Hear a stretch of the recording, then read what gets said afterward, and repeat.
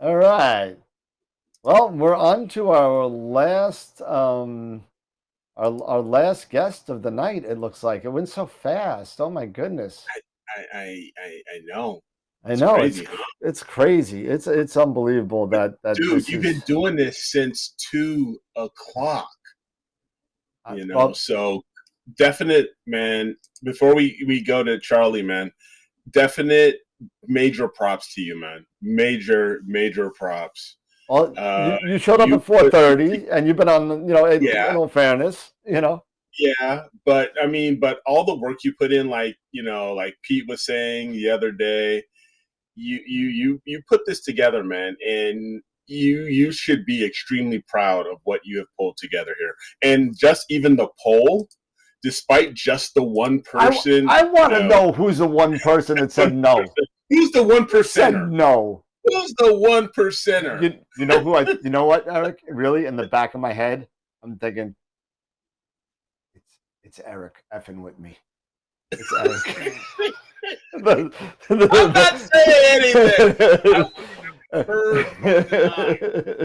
I'm telling you, this is all. You know what, they were talking about that they're comparing me to the Jerry Lewis of astronomy. The telethon is long, and I'd say I gotta tell you something. You guys are so lucky. I am not Jerry Lewis in the movie called The Bellboy, and it's you know I'm dating myself here, but he was in a movie called The Bellboy, and he didn't say a word for 2 hours. The whole movie, it was just his facial expressions and everything. Whole movie didn't say anything. And then I think it was Dean Martin came up to him and said, "How come you never talk?" He goes, "Well, nobody asked me anything," and he walks away, and that's the end of the movie. so, so anyway, let's get. Charles has been waiting so patiently. Thank you so much to Charles. But we got to get to Charles, and then we got to get to the live panel, and we got to get to the shot in the beer and go to bed. So let's get to Charles here because he's been waiting very patiently for us. Yes, And there we there he go. is. How's it going, Charles? Hey Hey, guys, I Good. was I was wondering what kind of condition I would get you in, Dan, being the last presenter here, but you're hanging in pretty well. I got 2 glasses of pure H2O water. There was no way that I was, you know, so many guests, so many people, so many things. I'm thinking maybe we'll get like 75 people watching this thing. And we peaked out about 4 o'clock, 5 o'clock in the afternoon, at 161 people watching Hmm. the show, which is, I mean, this has totally exceeded right now what what I have thought was possible. So thank you for everybody that's been watching. Thank you for you and the rest of the speakers that are involved in this. It may be props for me to put it together, but it's props for you guys for sticking around and making the presentations and all that. So thank you so Yeah, much looking for forward hanging to it. around. So yeah, let's see. I forgot my list here. Here it is. We're talking about mosaics. Mosaics. That's That's right. what we're gonna do. We're talking about mosaics, and we got a giveaway. Charles Brad, I got it sitting right here, and let me just grab it. Here we go. Copy of the Good Visible visual universe. Universe, Yeah, autographed, of course, yeah, by Charlie. There you go. So this will go to a lucky winner at the end of Charles's talk. So awesome. you got to do that. So awesome. So Charles, tell us a little bit about, well, maybe a little bit about yourself, real quick, Yeah, and about the mosaics. So I'll tell you what. Let's jump in because like a lot of presenters, I've got a slide. I've got an about me slide. I've been on awesome. the channel a couple of times, so hopefully I'm not completely new to everybody. I But seriously doubt yeah, it. yeah, exactly. So let's see. So let me share. And can you guys see the slideshow there? Yep, no problem. Perfect. Okay. All right. So today we're going to talk about mosaics, and the mosaic that you see here, we'll focus on this at the end and just go through the highlights of the constellation Cygnus, or at least part of it. But I'll talk about how I built this particular mosaic, and we'll go into some of these objects But first, a little bit, like you said, Dan, about me. For those who don't know me, I'm Charlie Bracken. I've written several books on astrophotography. You can see there at the right. I'm in Bucks County, Pennsylvania, so pretty typical suburban skies. It's about a Bortle 5. So pretty light polluted. Lots of clouds here in Pennsylvania. I will say I did recently join a collaboration. Several of us got together, including my co-author on the Visible Universe, Max Whitby, and we put our own scope at Dark Sky Chile so that we could have more dark skies, clear skies at least than we're used to having. There's my website. I'm at digitalstars.wordpress.com. The book has a website, thevisibleuniverse.com. You can see some of my pictures on AstroBin under Charles Bracken, and you can always email me, deepskyprimer@gmail.com. The books you see there, it's the Deep Sky Imaging Primer. That's hopefully a comprehensive guide to getting you started in astrophotography.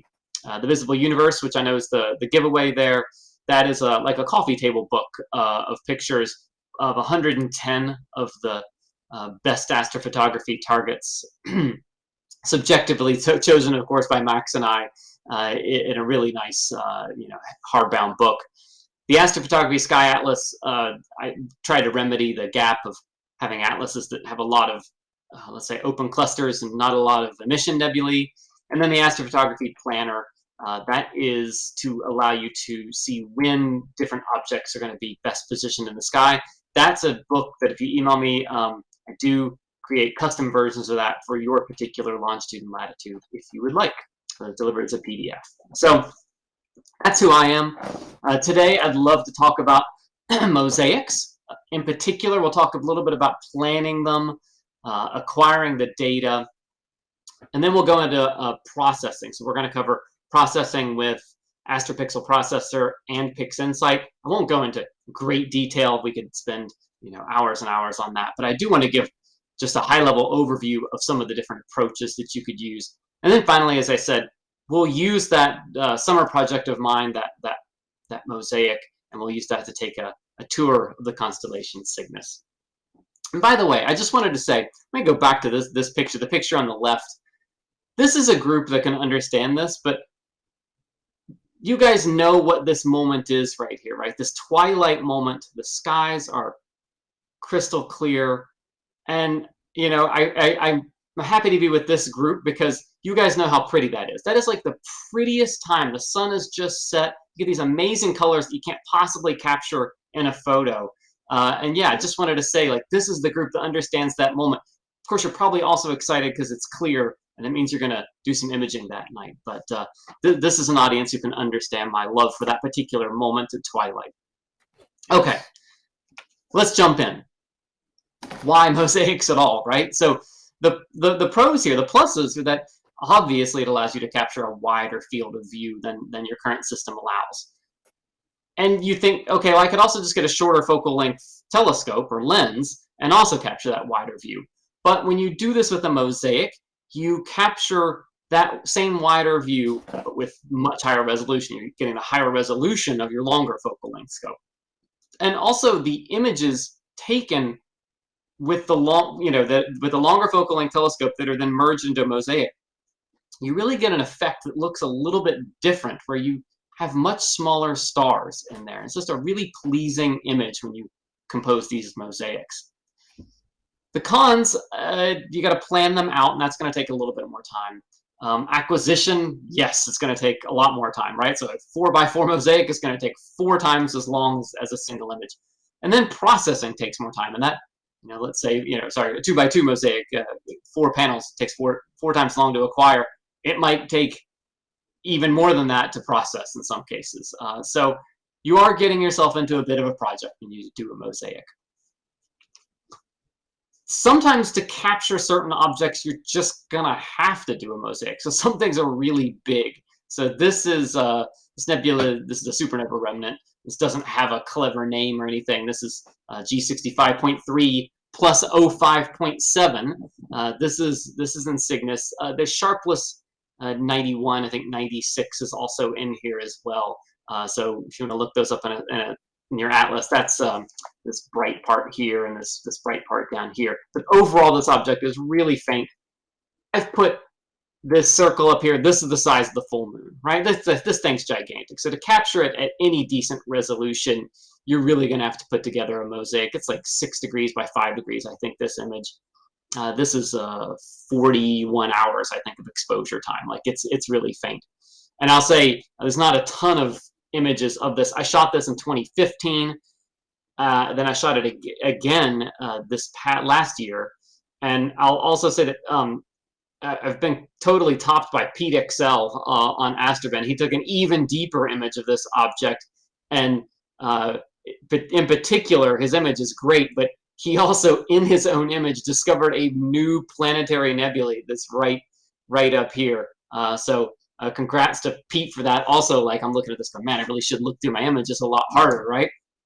So this is, example of a really large object, and there are several others, Simis 147, and you could name a few other really large objects that you're just going to have to take a mosaic approach to really resolve them well.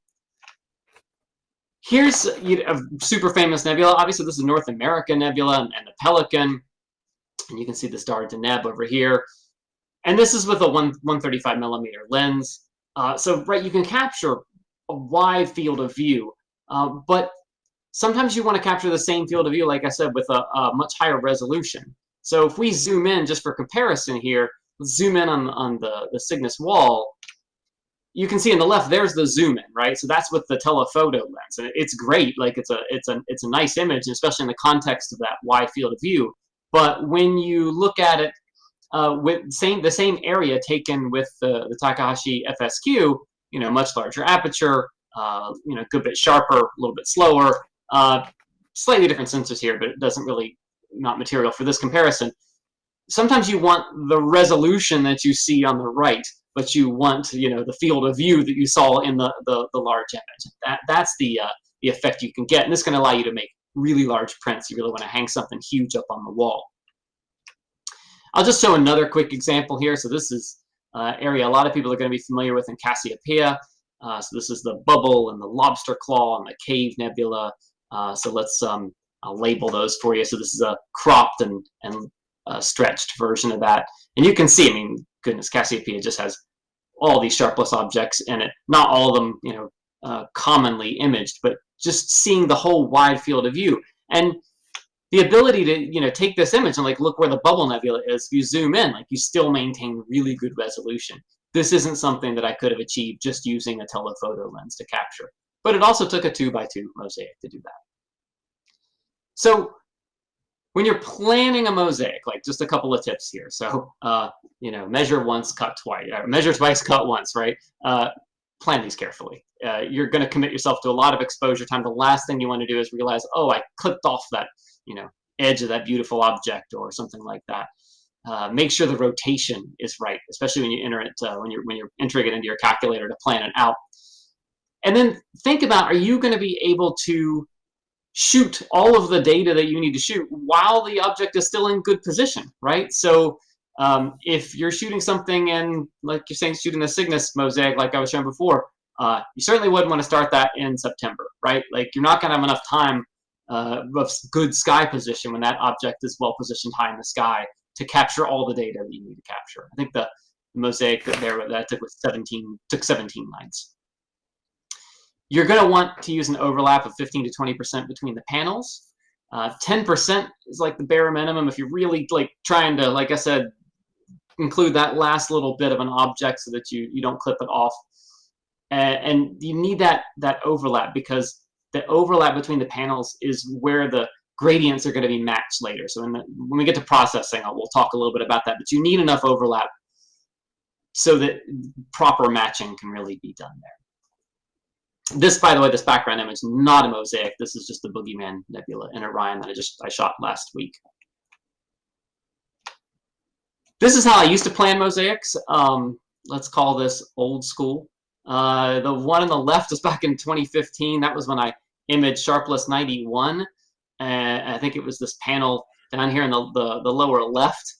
And then I realized, wait a second, there's more to this. It's like an arc. It's got to be going somewhere else. And I poked around and I found, yes, indeed, there's a scientific paper that showed the whole thing. And I was like, oh, wow, okay. So So I started with one image arbitrarily and then said, okay, I got to plan these others. Well, you can see this, these are my notebooks, literally me sketching out. And then you can see, goodness, panel F here, the camera angle changed. Like this was, you know, my first sort of big mosaic, and I was planning it manually. So what probably should have taken 6 panels, I think ended up taking 8.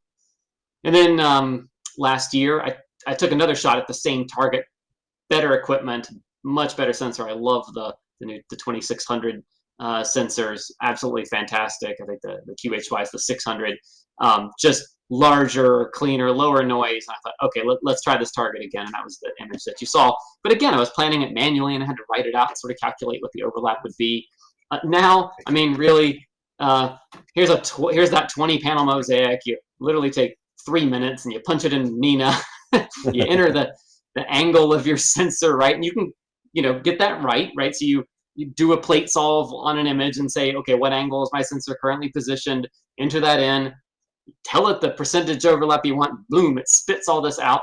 Not only does it give you the coordinates, then you can click that button, add target to sequence, and it creates sequences for all of these. It's just so much easier now, right? So that's why I said, don't worry about the planning a mosaic used to be tedious. Definitely not the case anymore. Now, when you go to acquire the data, I'll say, you know, don't mess with the setup. Like, don't make that same mistake I made years ago. You know, accidentally change the rotation or anything like that. It's just going to cause a lot of problems for you. In general, you want to capture an approximately equal amount of time per panel per channel. So this is because signal noise ratio is going to be lower if you didn't capture as much exposure time. You can do a lot of post-processing work later to conceal the seams, the gradients, but the signal noise ratio is going to be a little bit harder to hide. So in general, you want to try to capture about an equal amount of time per panel. And then, as we'll see, gradients are really the bane of the mosaic processing process. And you want to do everything you can to minimize gradients. And so one way to do that is try to keep one panel's acquisition, at least in that one channel, limited to one night, right? Especially if the moon's involved. And what that does is what you're trying to avoid is taking some subs on one night where the moon is here, and then taking more subs 3 nights later where the moon's in a different spot. And now you've got 2 different gradients that have been created. And then you're going to try to integrate that all together, and it's going to create this really complicated gradient. Those complicated gradients are a lot harder to remove. And if you got the moon on more or less one side of the image, that's kind of like a first-degree gradient that it's going to be a lot easier to deal with later. So just think about that sort of stuff. Try to minimize your gradients while you do the acquisition. Image in the background, also not a mosaic, just a pretty picture I needed to use for the background. I took this a couple weeks ago. That's M35 and the more distant NGC 2158. And then processing. Okay, so now we're going to get into processing. I'm not going to go into a ton of detail. It's late, and you know, poor Dan's been at this all day. I'm good. Don't worry, man. Take your time. It's not for me. It's for the people. So. Yes.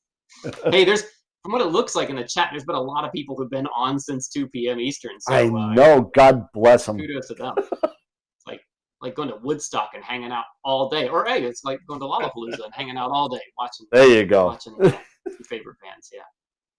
So I'll just say up front, I think AstroPixel processor, once you know the right settings, is a pretty easy approach, and almost always does a really good job if you've processed your data well. So that's probably your easiest approach, especially for smaller mosaics. Pixinsight has great tools, lots more granular control. So especially if things are going wrong, or you've got something you need to deal with one panel is a little wonky or whatever, like Pixinsight's going to be, you know, a lot more hands-on. And I'll show you sort of at least 3 approaches for doing it in Pixinsight. I know there are other tools available. These are the 2 that I know best, and the 2 that I'm going to briefly cover here. But the principles, more or less the same, even in both of these. You're going to want to keep everything linear this until you actually integrate everything together into the mosaic, right? So keep all your panels linear, do all your processing. There's a lot of things that require, especially, you know, with, as mentioned with the gradients, you're gonna have to do a lot of work there in the linear phase, then combine your mosaic, and then go stretching and saturation enhancing and noise reducing and all the great things that you do, but keep everything as raw as possible in these early phases until you have your whole mosaic panel together. And then you honestly can combine the color channels either before or after you integrate into a mosaic. You know, you can do dynamic background extraction and light pollution correction and stuff like that. Those will work on either a color image or a sub-series of mono images equally. That's because those processes do look at the color channels separate. But I find it easier to just process a whole color channel, especially because I do mostly narrowband work. Just get everything together in HA, get everything together in oxygen, get everything together in sulfur, make it look clean, then then do the color integration later. But it's your choice. And this is another background image. This is a fairly obscure set of sharpless objects. That big one in the middle there, sharpless 232. One cool thing about narrowband imaging, I'll just call out here, this guy in the lower right doesn't even appear to have a catalog entry. This is some old H2 region. It's got oxygen in the center, and I can't find a catalog entry at all for it. So there's almost, you know, undiscovered stuff out there in the era of CCD astronomy. You got to put the CB catalog. Yeah. First, I got to start looking through my images a little bit harder because, you know, there's planetary nebulae still out there to be discovered. You see them on AstroBen all the time. Yep. Okay, so this is the process. You know, you can screenshot this if you want the quick cheat sheet for putting together a mosaic and AstroPixel processor. If you put these parameters in, it's going to work for most things, and it's going to probably do a pretty good job. AstroPixel processor probably could do a better job of, you know, asking you, are you doing a mosaic? Okay, let me put these as the defaults. But once you know these settings, it's going to work pretty well. You're going to want to clean each panel carefully first, and that means, you know, when you integrate it, the key thing is to get the additive gradients out. So you're going to run light pollution correction. That's the equivalent of like dynamic background extraction in Pixinsight. That's APP's version of that. Very user friendly, very easy to use. But you need to make sure all the additive gradients are out at this stage. That is critical, and I'll show you why in just a minute. Then you're going to register the panels. You're going to normalize them, and then you're going to integrate the mosaic. And these are kind of the settings. You're going to obviously, you need to have it analyze a lot of stars because, you know, you're kind of looking at a limited set of stars that are in the overlap, and it needs to be able to calculate the overlap to the panels to register and align them properly. These other things, we don't have to go into the details of why these things are. I think Mabula does a great job explaining these on his website, why you would choose these, but just know that those generally work pretty well. This, for integration, we'll also talk a minute about local normalized correction. So you're generally going to want to have this on for mosaics. It's not something you would always use, I would say, for normal imaging, but for mosaics, it's important. So we'll talk about this in a minute too, because both of these concepts, so removing additive gradients and local normalization correction, these also are part of the Pixinsight processes. They're just called different things.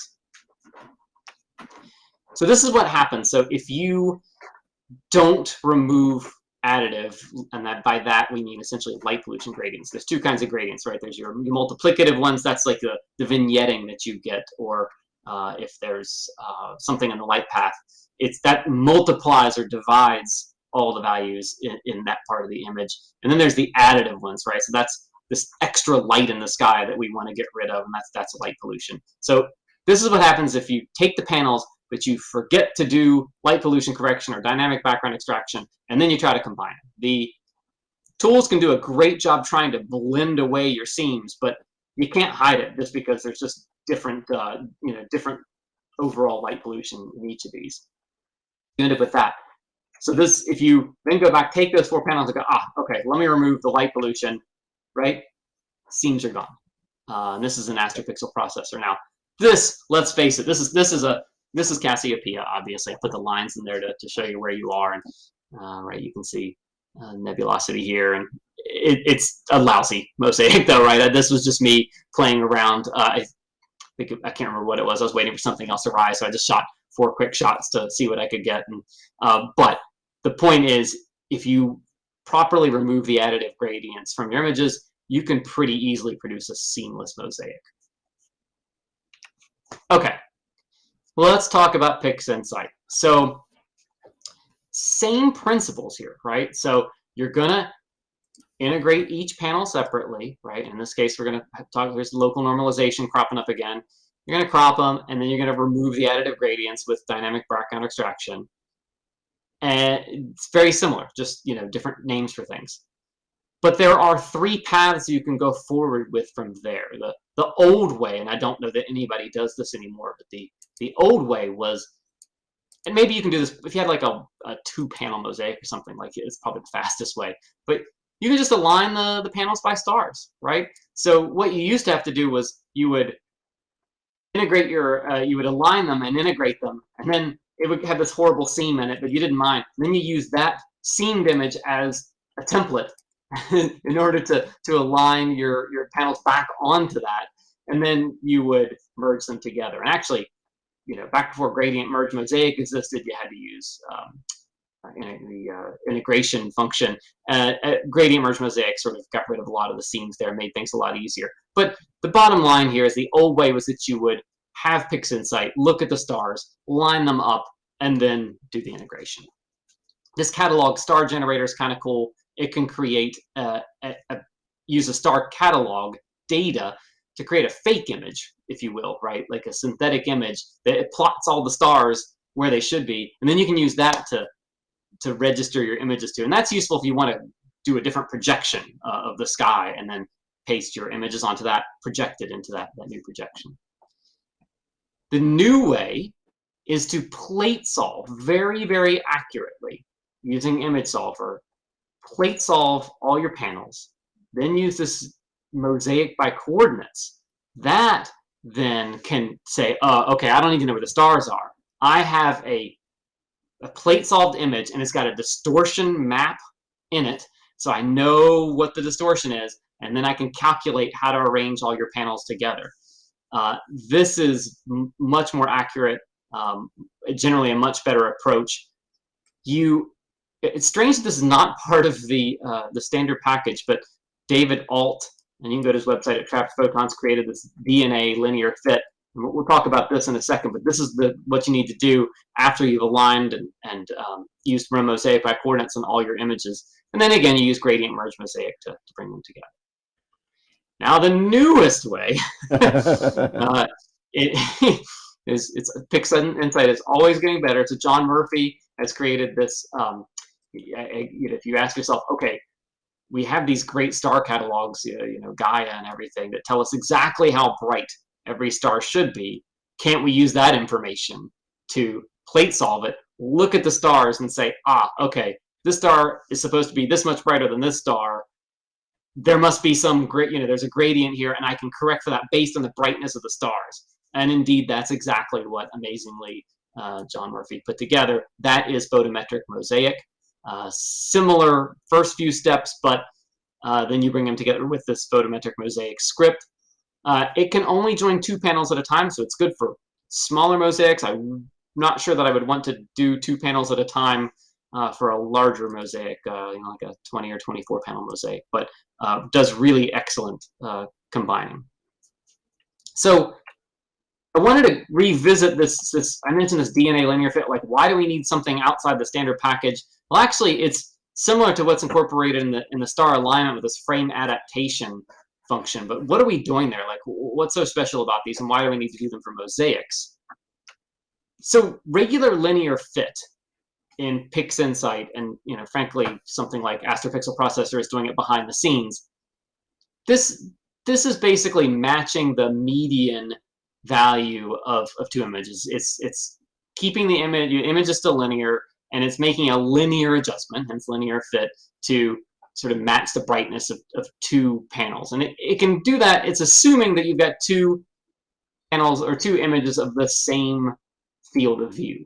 So you see linear fit. Sometimes people want to combine different narrow band channels or things like that. You got one image that's brighter than the other, and you want to bring them together, but you bring them together, let's say it's colored different color channels, and one color just dominates. You're like, whoa, that's not right. I need to realign those.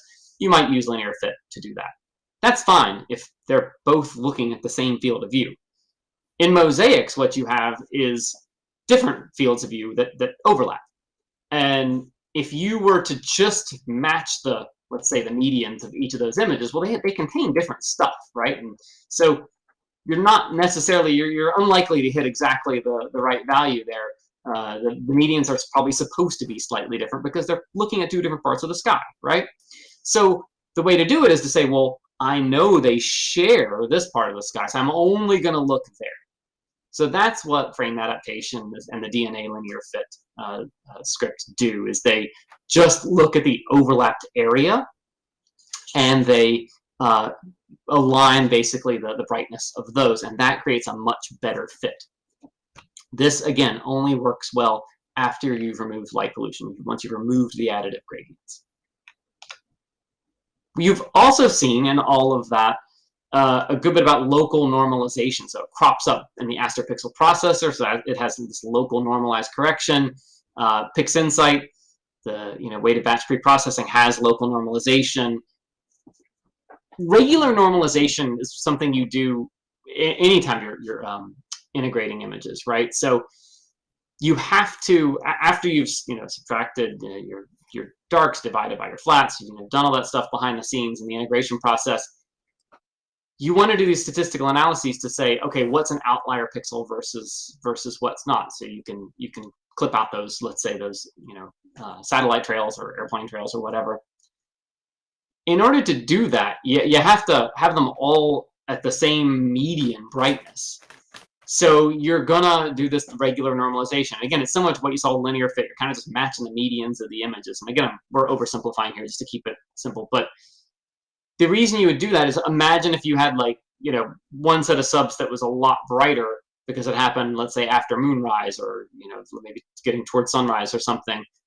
All those pixel values would look like outliers, right? Because all the values of all the pixels have been elevated a little bit. You don't want to do that, so you need to sort of normalize them. Well, this happens all the time. This is part of the integration process. For mosaics, though, you need to do something a little different most of the time. So local normalization is a more sophisticated, more recent technique that matches the brightness not of the median of the whole image, but locally. And locally is a little undefined, but let's say if the whole image would be just regular normalization. If you matched everything by pixel, you would just recreate the same image you use as a reference. So somewhere between one pixel and the whole image, and you can set that in Pixinsight. I think the default is like 512 pixels. So this is something that that operates at a large level in the image to sort of match them. And hopefully this can correct for the situation I told you before, where just as for instance, the moon's on one side one night and it's in a slightly different angle another night. This then basically it corrects that, and you end up with a gradient in the image that is like the reference frame, or you can choose several frames and average them together and use that as the reference. But you end up with a simpler gradient. It actually corrects for those compound gradients that you get. And again, gradient correction is so key to having seamless mosaics. Local normalization is usually what you're going to use. It's a lot more computationally and memory intensive, though. So it's going to take a lot more time. It can be a little finicky as far as settings, things like that. If you really controlled for gradients pretty well, you have really dark skies, maybe you don't need local normalization, but it's generally the default for putting mosaics together. Okay. So now you've gone through all of that. So that was a lot of work to describe. Imagine doing it, right? So you're going to have to process each individual panel, and then you're going to have to bring them together, make sure you get the settings right. But once you've got that, then you're just off to the races with normal processing, right? You're going to combine your color channels, do your cropping, you're going to stretch it, you're going to, noise reduction, whatever it is, and you're going to produce your beautiful image, right? So that was just sort of the high level view. And like I said, there are other processing tools. I know Siril can do this sort of stuff as well. But I will say, in my mind, AstroPixel processor most of the time has made this process a lot easier for me. So, I can sort of plug in a bunch of frames, a bunch of different panels, and walk away and come back with processed images a lot faster that way. Okay, so let's look at my summer project, right? So this was a 20-panel mosaic. The goal was to shoot sulfur, hydrogen, oxygen, the 3 main narrowband channels, to get 90 minutes for each of those. So I think I ended up with 94 total hours since it was 20 panels. I did this with a Takahashi FS60 with the reducer, so shooting about f4.3.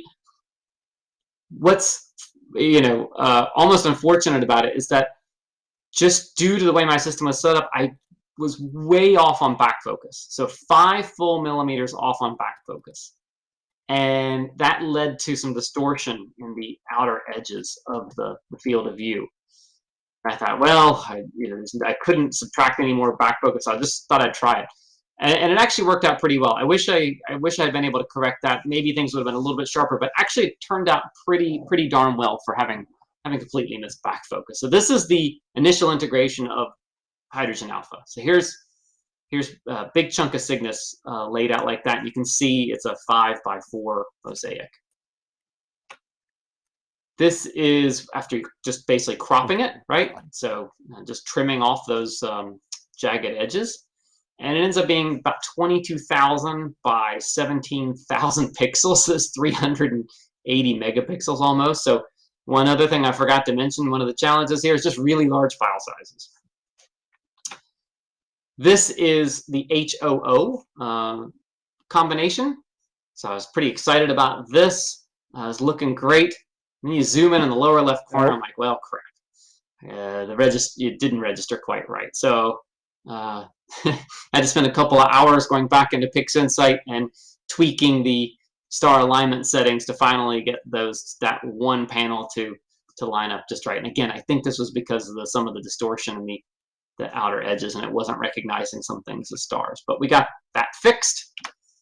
And here's the usual view, the SHO Hubble palette. And let's orient you a little bit. So there's just a label to show you where you are, in case you didn't know exactly where these objects were. These are pretty commonly imaged, so most people probably know them pretty well. But let's just use this. We'll just take a quick tour. So let's take just 5 minutes, and I'll wrap up. But I'll just walk you through some of the objects that you know, and maybe some of the ones that you don't know, that you can put on your imaging list for next summer when Cygnus comes back around into view. So we'll zoom in. All right, so the biggie, right? Everybody knows NGC 7000. This is the North American Nebula, also the Pelican Nebula right next to it.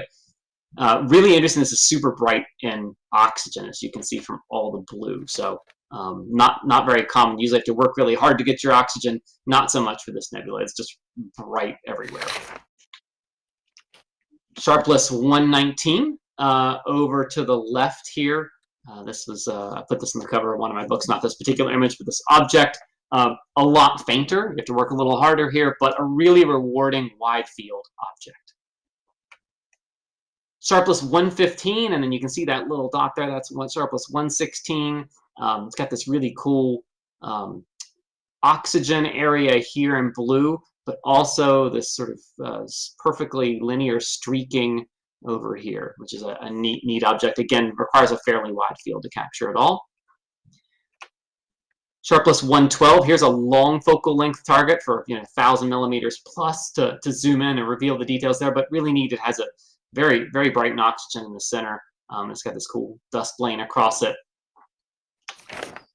Here's one I think is really under-imaged. This is Lens Bright Nebula 331. I think it looks a lot like the Cygnus veils, right? The Western Veil. Just these cool ripples of hydrogen alpha. You got this really bright star right in the middle. Yep. But it just has a very nice 3D effect that I like. not imaged enough, I think, that object, and probably because you got so many other great things, to point your telescope out at right in the same area.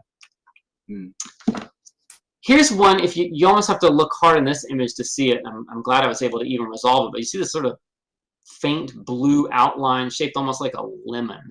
Yep. This is Westerhat 63.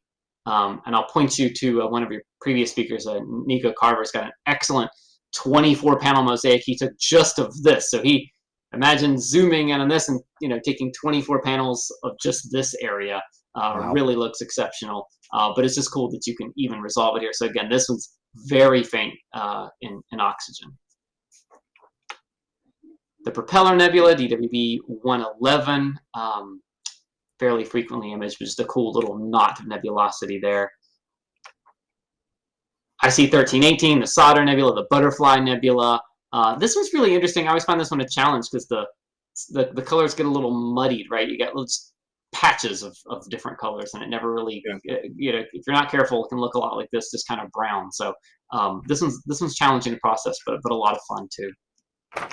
Everybody knows the Crescent Nebula, and I'm actually really pleased. It actually turned out okay for, this is a 250 millimeter focal length scope. It actually turned out pretty nicely here for such a small object, but very bright in oxygen. It's got a cool oxygen shell around it, but hydrogen, alpha, and oxygen in that central part.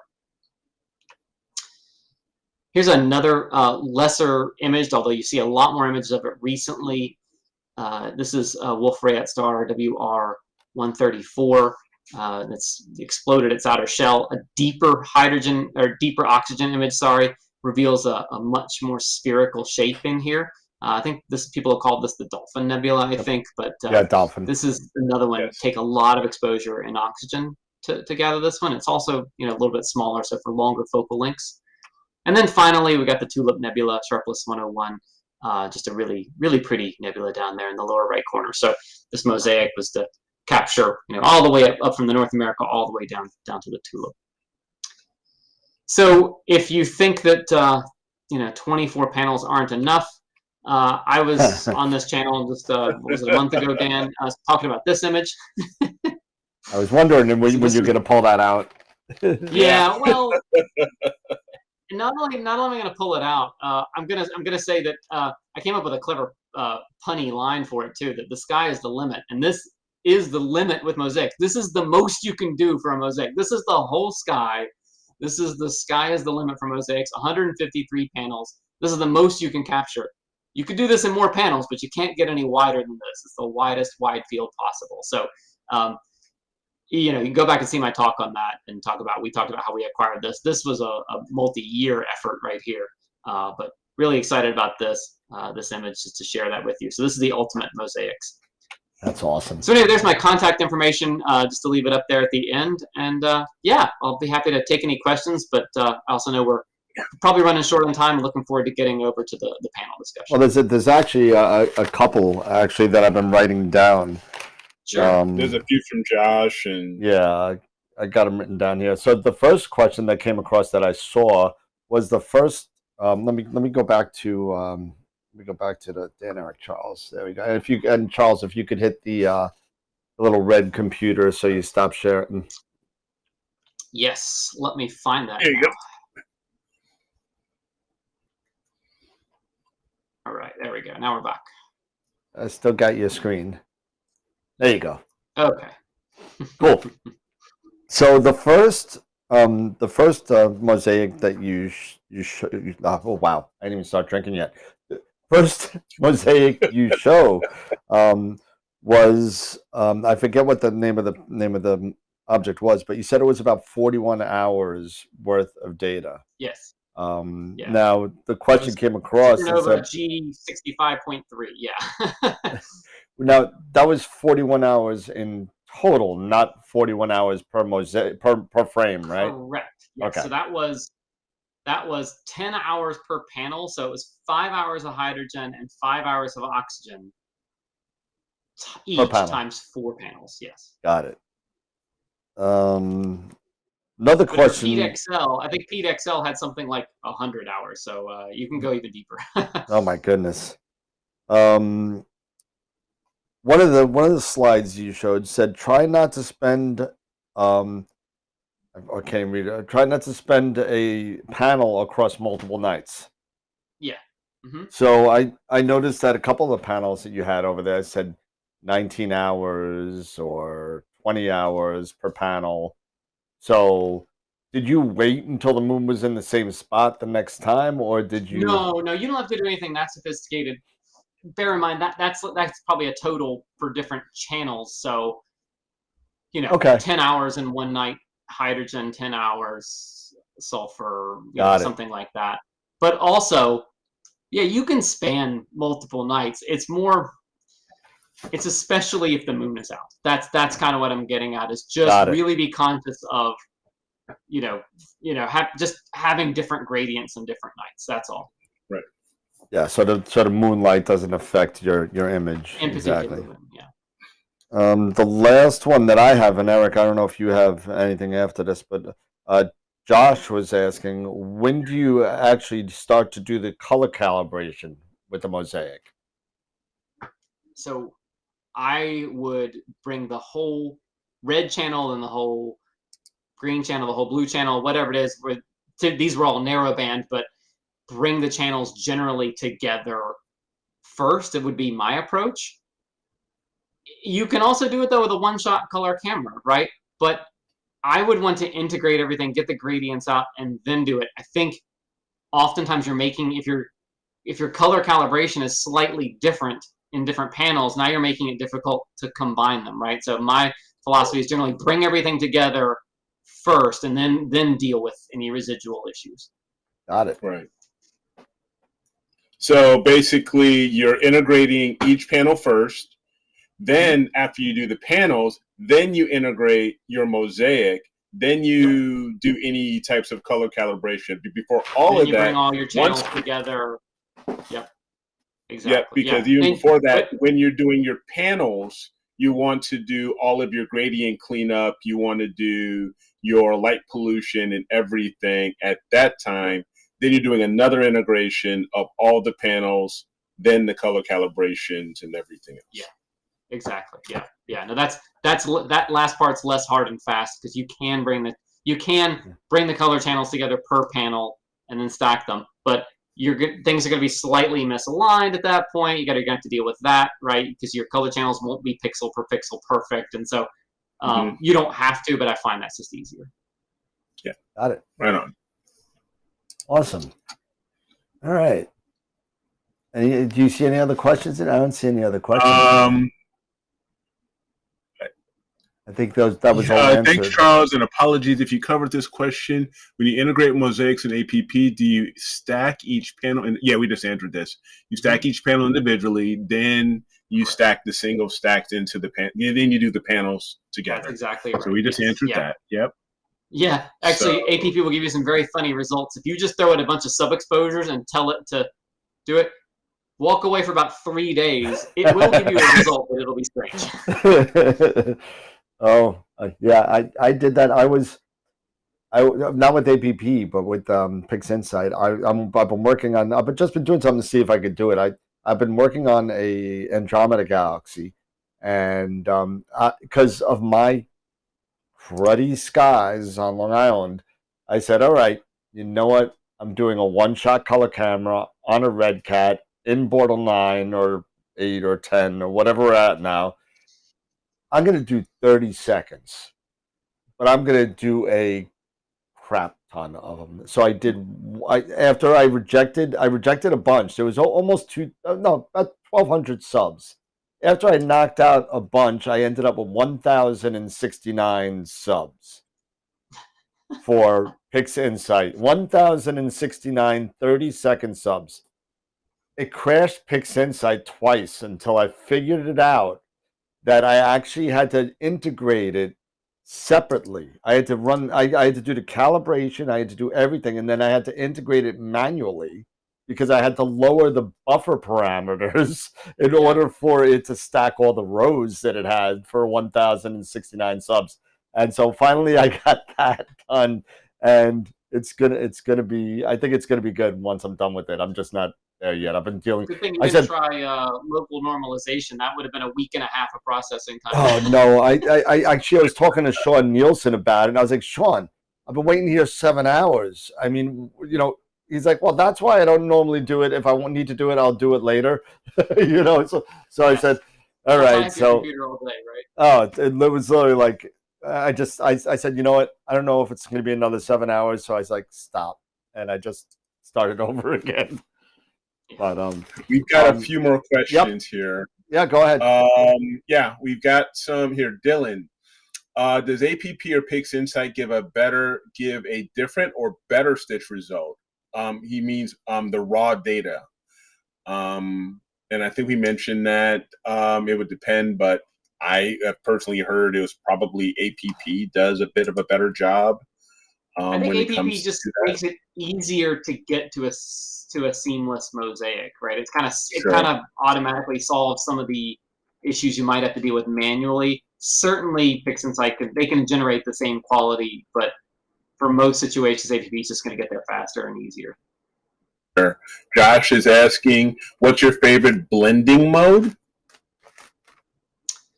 Oh goodness, blending mode could be in a couple of different contexts, but for instance, if he's talking about photometric mosaic, there's like average and overlay. I think I use average when I use that. But yeah, blending mode can mean a couple of different things. Gotcha. Jerry, regarding APP, if all the panels overlap with each other, do you consider that a mosaic or a normal integration? If they overlap nearly 100%, that's just a normal integration. That's a normal integration. Yeah, it just really depends. They don't quite line up. That's just you did something wrong with your that night with your imaging. Right. And it's recommended as far as your overlap, recommended between 15 to 20%. 10 is at bare minimum, is very, very bare minimum, but usually 10 to 15% is usually best. Exactly. Yep. Awesome. See if there were any others. You join X or Y axis of your mosaic first. Yeah. You do them all, right? Yeah, so I think you do them all. You don't do it piecewise, right? Yep. Although, with the one exception, photometric mosaic requires you to do them piecewise. So that's the one exception here. Photometric says you do two, and then you do one more, and you make a row. And then you take the row, and you make the next row, and then you join the two rows. So that's because it can only join two things at a time. For all the other processes that we talked about, you want to combine them all at once. Don't try to put two together and then two over here and then combine those together. You're actually making your life a lot harder there. Gotcha. Awesome. Okay, yeah, I think that's all I've seen here. All right. Yeah. So I guess we could go to the live panel real quick. Now it's going to look a little funky because there were people that were supposed to be on the live panel, so it's going to look a little blank in the beginning until I fix it in the background. So just give me a little bit because I need to fix some shots first. But I'll just jump into the live panel and I'll fix it on the fly and then switch it. So.